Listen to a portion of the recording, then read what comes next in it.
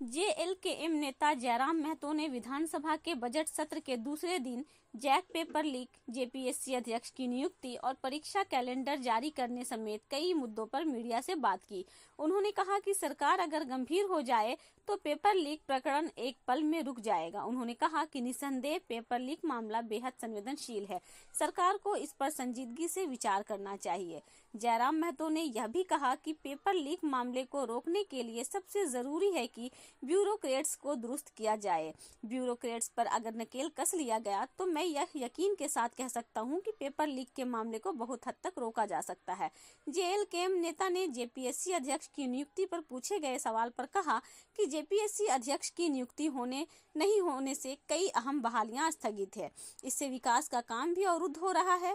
सरकार को प्राथमिकता के आधार पर जेपीएससी अध्यक्ष की नियुक्ति के लिए पहल करनी चाहिए। मिल रहा है और इस मामले को लेकर सरकारें गंभीर नहीं होने के कारण एक के बाद एक लगातार क्रम अनुसार पेपर लीक के मामले सामने आ रहे हैं।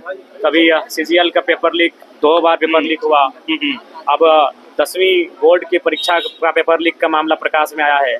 आज अगर सरकार तह तक जाकर जांच नहीं करती है तो 6 महीने बाद फिर किसी परीक्षा के प्रश्न पत्र लीक होते हुए हमारे सामने आएंगे। तो इसलिए आवश्यक है इन विषयों पर विराम लगे, उसके लिए उचित जांच आवश्यक है। नौबत क्यों आती है जयराम जी? जो भी एग्जाम होता है उसका पेपर लीक हो जाता है, कहाँ सुधार की जरूरत है? देखिए, सुधार की आवश्यकता है कि ब्यूरोक्रेट्स, क्योंकि सरकारों में जो मंत्री हैं उनकी क्षमता क्या है, दक्षता क्या है, ये सभी परिचित है आप उनसे। तो कहने के अगर ब्यूरोक्रेट्स को अगर नियंत्रण में रखें, क्योंकि कभी कभी लगता है कि ब्यूरोक्रेट सरकार के नियंत्रण से बाहर है। अगर ब्यूरोक्रेट सरकार के नियंत्रण में रहेगी और सरकार के क्रियाकलापों से भय खाएगी तो हमें लगता है निसंदेह इस प्रकार की घटनाएं सामने नहीं आएंगी।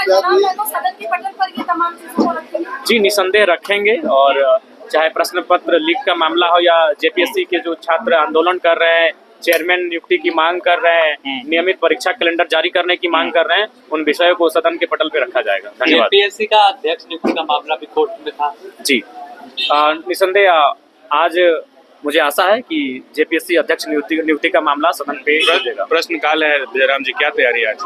जी, प्रश्नकाल में पहला प्रश्न ही रहेगा छात्रों से संबंधित और आशा करते हैं सरकार उसका निष्पादन करेगी। जयराम जी आप लगातार जो है